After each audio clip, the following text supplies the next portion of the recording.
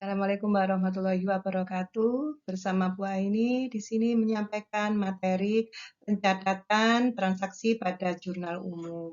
Fokus pada perusahaan jasa. Materi ini pada KD 3.5 yaitu penggunaan anggaran mapel OTK keuangan kelas 11 UTKB.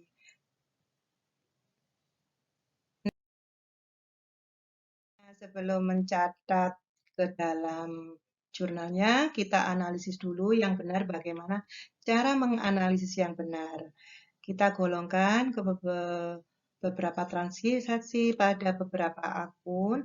Di sini untuk transaksinya bisa digolongkan ke dalam 5 akun. Yang pertama yaitu akun harta.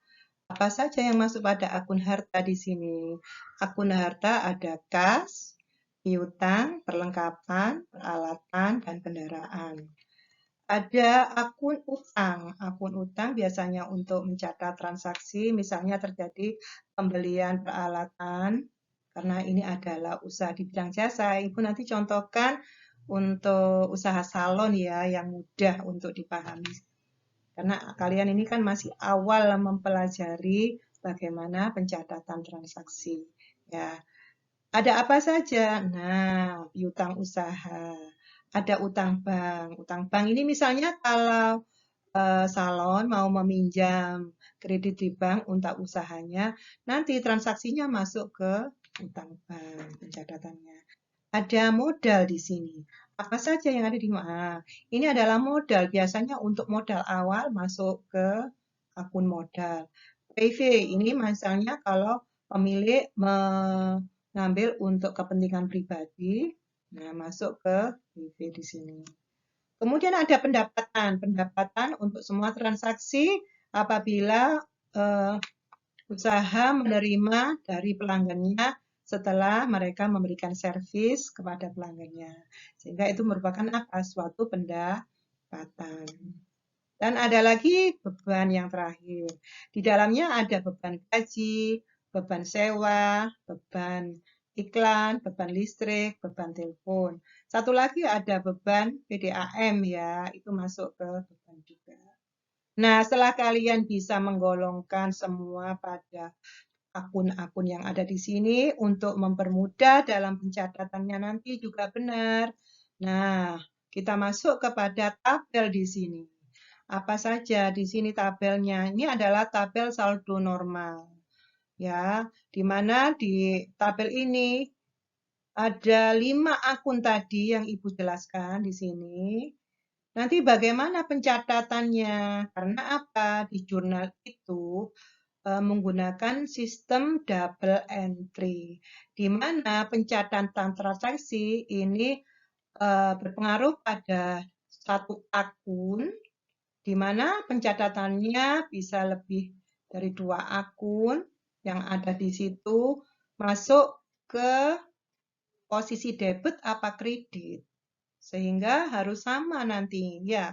Makanya disebut double entry system. Jadi akun di mana dua posisi antara kredit dan debit harus sama. Nah, di sini ada akun aset misalnya, aset atau harta atau aktiva ya.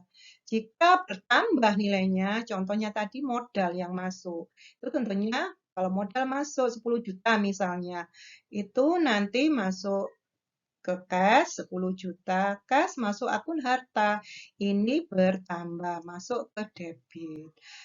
Selain masuk ke akun harta juga masuk ke modal kan tadi ya. Modal awal karena harus ada dua posisi di situ debit. Jadi pasangannya kredit. Berarti nanti modalnya bertambah apa berkurang? Bertambah ya. Bertambah masuk ke posisi kredit. Seperti itu. Utang juga kalau bertambah masuk ke debit. Maaf, kalau utang berkurang masuk ke debit, bertambah di kredit. Sehingga posisinya nanti saldonya di kredit.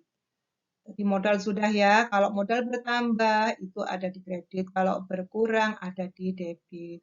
Sehingga saldonya adalah saldo di kredit. Pendapatan. Nah, kalau usaha salon tadi menerima dari pelanggannya untuk pendapatan secara cash, nanti otomatis apa yang berpengaruh nanti, yaitu pendapatan dan kas. Kalau pendapatan bertambah, otomatis di kredit. Sedangkan uang kasnya bertambah. Di mana? Di debit, ya kan? Jadi kan harus ada dua posisi, kredit dan kredit yang dicatat di situ dari transaksi yang terjadi. Kemudian ada beban di sini. Nah, beban jika bertambah ada di debit, kalau berkurang di kredit, sehingga nanti posisi saldonya ada di debit. Ya, masih bingung? Kalau masih bingung, Ibu ringkas lagi seperti ini.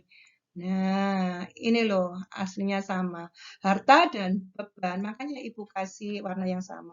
Harta dan beban itu posisinya sama. Kalau dia bertambah, mesti di debit. Sama dengan beban. Beban kalau bertambah ada di debit. Kalau berkurang ada di kredit. Harta juga kalau bertambah ada di kredit. Utang. Kelompok utang, modal, pendapatan ini golongan yang sama. Ibu samakan di sini ya untuk memudahkan. Loh, sama. Jadi kalau ketiganya ini bertambah ada di kredit. Kalau berkurang ada di debit. Gampang ya menghafalnya ya. Jadi kalau sudah tahu ini berarti kan nanti analisanya kalian benar dalam mencatat pada apa? Jurnal umum. Nah, sebelum kalian mencatat, nah ini yang biasanya kalian kemarin sudah latihan, ternyata ada beberapa siswa yang tidak mencantumkan nama usahanya dan periodenya. Jadi saya bingung, ini usaha apa ya? Jadi harus ada judulnya, kemudian kolomnya, kolom minimal seperti ini ya. Ada tanggal, keterangan untuk mencatatkan transaksi sesuai dengan akunnya, referensi sesuai dengan kode akun, nanti kalau modal berapa kodenya, kas berapa, ya, debit dan kredit. Ini nanti pada saat akhir harus balance, harus sama mencatatnya. Ya, paham ya? Nah, bagaimana untuk mencatat secara lengkap? Nah, ini kode akun kalian nanti bisa menggunakan ya. Kalau kas 111. Kemudian kalau utang usaha 211 dan sebagainya ya. Nah, ini adalah soal yang bisa Ibu peragakan di sini, yaitu dari Nona Ayu yang mendirikan uh, salon dengan nama Ayu, di mana dia menyetorkan modal awal ya. Modal awal sebesar 16 juta. Nah, selama bulan Desember ini juga terjadi transaksi sebanyak 9 kali. Silahkan ini dicatat nanti dengan benar. Mencatatnya kan secara kronologis. Kalau jurnal, ya. Namanya kronologis itu harus dicatat mulai dari tanggal yang awal sampai akhir secara berurutan. Jadi tidak boleh dari tanggal 3 kamu terus mencatat yang tanggal 5. Itu tidak boleh. Tidak kronologis ini namanya. Ya. Baiklah, Ibu perlihatkan di sini bagaimana pencatatannya di jurnal dan analisanya harus benar. Nah, seperti ini. Pada tanggal 2 ini menyetorkan modal sebesar 16 juta. Modal ini nanti berdampak pada apa? Harta, yaitu terutama pada apa? Uang kas. Kasnya kan bertambah nanti sebesar berapa? 16 juta. Jadi nanti 16 juta dicatat di kolom debit pada kas dan modal karena bertambah ada di kolom apa? Kredit. Jadi seperti ini. Nah, ini jadi jurnalnya seperti ini ya. Tanggal 2, akunnya apa yang berpengaruh di sini? Kas. Tadi kalau bertambah ada di kolom debit 16 juta. Modal bertambah ada di kolom kredit. Catat aja di sini, itu adalah setoran modal awal. Ya, saya. Kemudian transaksi yang kedua. Nah, dibayar sewa untuk ruangan sebesar 3 juta. Bagaimana analisanya? Nah, membayarnya kan dengan uang kas. kas kalau bertambah akan di kredit posisinya. Sedangkan yang di debit apa? Biaya, ya, beban sewa. Nah, seperti ini. Ya, beban sewa bertambah ada di debit, sedangkan uang kasnya berkurang ada di kredit. Ya, balance kan sama jumlahnya.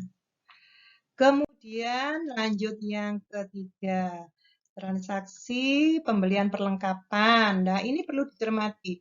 Membelinya 12 juta, dibayar cash 8 juta. Nah, kalau cash berarti berkurang kasnya. Sebesar 8 juta nanti ada di posisi apa? Kredit. Sedangkan perlengkapannya ada di posisi debit. Ya. Nah, ini ada apa posisinya di utang. Karena apa? Kan diangsur 2 minggu baru dibayar. Menimbulkan utang usaha sehingga mencatatnya seperti ini. Ya. Perlengkapan salon sebesar berapa? 12 juta kan bertambah, ada di debit. Tadi membayar berapa? 8 juta. Mengurangi uang kas ada di kredit. Dan menimbulkan utang jika bertambah. Di mana utang bertambah? Ada di kredit. Ya. Balance kan? Ini 12 juta, ini juga 12 juta. Ya. Lanjut. Tanggal 15. Nah, diterima. Nah, dari pelanggan ini ya. Dia jasa treatment. Nah, dia dibayar di mukanya 3 juta. Sisanya setelah treatment, perawatan. Ya. Nah, analisanya bagaimana? Nah, seperti ini. Karena dibayar di muka, ya. 3 juta, sisanya akan menimbulkan apa? Piutang. Kita akan punya tagihan ke pelanggan tersebut. Ya, bagaimana pencatatannya seperti ini? Ya, kasnya bertambah 3 juta. Pendapatan dibayar di muka. Dan menimbulkan piutang tadi sebesar berapa? 800.000. Ya. Saya. Oke. Selanjutnya, yang kelima, tanggal 20 Desember. Nah, mengajukan karena memperluas usahanya mungkin ya. Nah, di sini 15 juta akan cashnya akan bertambah. Ya, sedangkan utang bertambah juga akan di posisi kredit. Nah, mencatatnya seperti ini. Ya. Kas bertambah 15 juta, utang bank 15 juta. Kemudian transaksi yang keenam, nah, dibayar perlengkapan. Tadi yang punya utang tadi, utangnya otomatis berkurang. Juga berpengaruh pada uang kas. Ya, uang kasnya berkurang. Kalau utang berkurang ada di debit. Kas berkurang ada di kredit. Ya, lanjut. Nah, transaksi yang ketujuh. Transaksi yang ketujuh di sini tanggal 25 Oktober. Tagihan. Nah, ini ada beban apa? Listrik dan air. Nah, mengurangi kas. Kasnya berkurang di sini. Ya, kas berkurang ada di kredit. Bebannya bertambah. Ya, bertambah akan di debit. Jadi seperti ini ya, di total 1.150.000. Langsung di total, nggak usah dirinci ya. Jadi seperti ini pembayaran listrik dan air. Kemudian tanggal 31. Nah, gaji karyawan sebesar 2.500.000. Ini pengaruhnya pada apa? Pada akun kas berkurang ya. Berapa? 2.500.000. Nah, seperti ini ya. Beban gaji 2.500.000 pada kas 2.500.000. Kemudian, nah ini prive ya. Prive di sini apa yang berpengaruh? Nah, di sini mengambil uang sebesar 1 juta untuk kepentingan pribadi. Berarti nanti tambah akan di debit. Yang berkurang apa? Uang kasnya berkurang 1 juta. Ya. Nah, kalau dicatat seperti ini, di total. Kebetulan untuk transaksi tanggal 2 sampai tanggal 15 itu ada di halaman pertama ya, saya mencatatnya. Saya beri halaman di sini halaman 1, kemudian totalnya berapa balance kan? 33.400.000. Kemudian sisanya transaksi tanggal 20 sampai 31 Ibu catat pada halaman kedua ya. Kalau di total hasilnya sama di total keduanya. Jadi seperti itu ya. Cara mencatat transaksi keuangan pada jurnal umum di perusahaan jasa. Ya. Nah, untuk bisa kalian memahami, kalian bisa mempraktekkan, silahkan dikerjakan soal prakteknya. Nah, di sini ada Nyonya Linda juga mendirikan salon seperti Nona Ayu, tadi contohnya Ibu. Silahkan dikerjakan dengan menggunakan transaksi. Ya, analisa transaksinya diterapkan ya, supaya apa? Hasilnya benar dan balance. Baiklah, silahkan mengerjakan. Semoga apa yang Ibu sampaikan pada kesempatan kali ini bisa memberikan manfaat dan memberikan pemahaman pada kalian semua. Terima kasih. Assalamualaikum warahmatullahi wabarakatuh.